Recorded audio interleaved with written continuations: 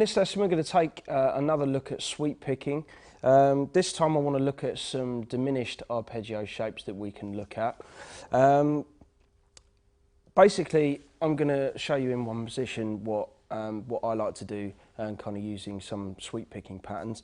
So we're going to start this on the 14th fret of the high E string, and one of the patterns that we used was just kind of doing upwards sweeping in one direction. So we did that on the B minor arpeggio, and also the B major. Okay, well I'm going to take that pattern and I'm going to put it into a diminished shape, which is basically going to look like this: 14 on the high E, 11 on the high E, 13 on the B, 14 on the G, and then 11 on the G. And then you're just going to have that same sweeping pattern with the right hand.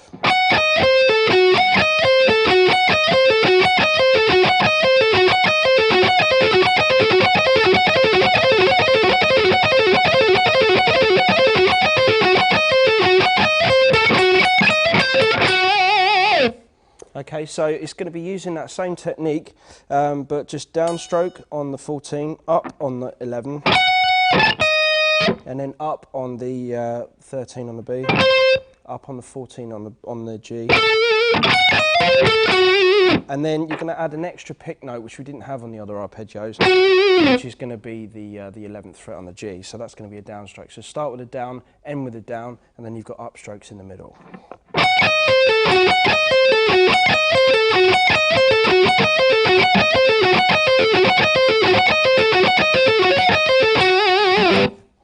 Okay, so the cool thing about diminished as well is that you can use exactly the same shape in sort of 3 fret increments either side. So you might kind of want to go down to the 11th fret on the high E string and just do the exact same pattern.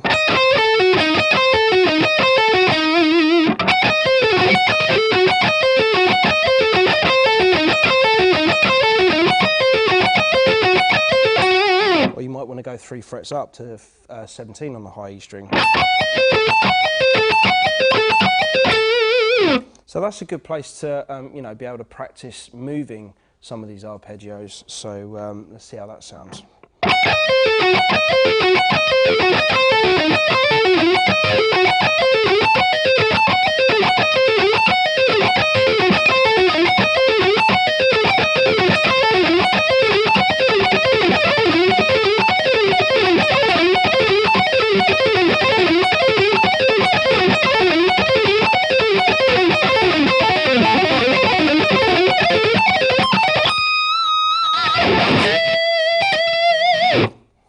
Okay, so I kind of took it a little bit further there, but all I was doing is moving it in 3 fret increments down the neck and up the neck as well. I mean, this diminished pattern would probably resolve in the key of E minor. So, you know, this would kind of be the sort of thing that you would do, bringing yourself back into a resolve to play like an E minor arpeggio, which, I mean, we looked at the B minor earlier,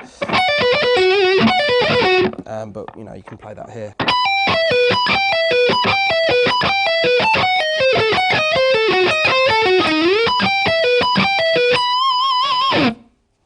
Okay, so, you know, you can pretty much play, you know, that, and then go into your diminished, sort of like wandering out of, you know, playing that minor arpeggio and then back in again. And it's the sort of thing you hear, you know, guys like Paul Gilbert, Yngwie Malmsteen, Jeff Loomis, all of those guys use that kind of like diminished as like to bridge the gap, you know, in their chord progression back to, you know, probably where they started their arpeggio sequence, whatever they might be doing. But this is just a cool way of being able to show you, you know, how to use sweeping, just getting through changing different positions. So there's another couple of things that you can do. You can swap that around, you know, like the pattern and stuff, so you don't have to kind of... You can do something more like this.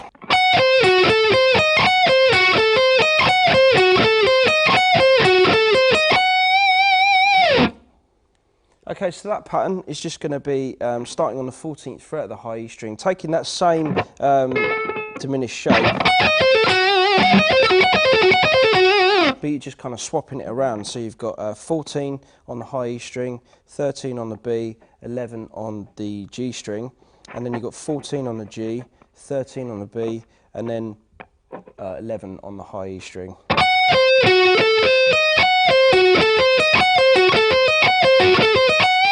And this is a really good way to incorporate upward sweeping and downward sweeping in the same lick. And that's the sort of thing that you can move around in the same sort of 3-fret increments as what we did with the last shape.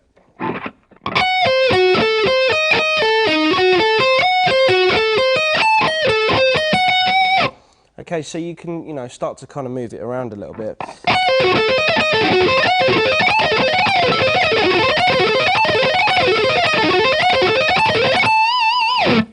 See, that for me is probably something that's a lot easier to do faster than it is slow. Some of these things will be. Sometimes when you learn stuff slow, all it really does is try and sort of give your brain a chance to sort of catch up with what your right hand and left hand should be doing. But quite often when you get into a rhythm of being able to do something, sometimes speed actually helps with cleaning up a lick rather than playing stuff slow.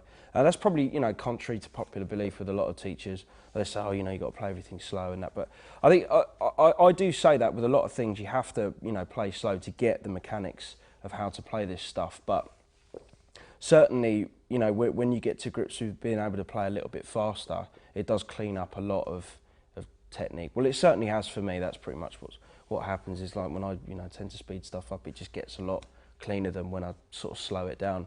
And also the rhythm of things change. Because you're playing things in the rhythm that they're meant to be, you can feel it a bit more. When you slow stuff down, sometimes you lose that rhythm a little bit. But, to keep that, you can always have a metronome or a drum machine or something and just kind of work on really getting it, clean. There's another variation of that you can do. You could start with a downward sweep instead of upward. So instead of going, you could go.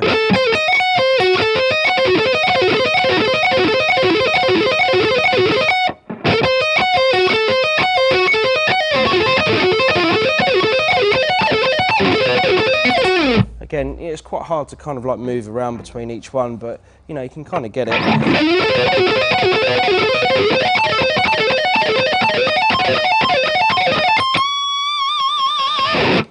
But again, all of these different shapes and that, they're all using 3-fret increments, and then you can just, resolve it if you want in the key of E minor using these shapes. But, I would say just kind of practice each one and get used to it, and also move around with some of those major and minor ideas that we've looked at as well. And hopefully you can start to get some really good 3-string sweep picking ideas that you can use in your own playing.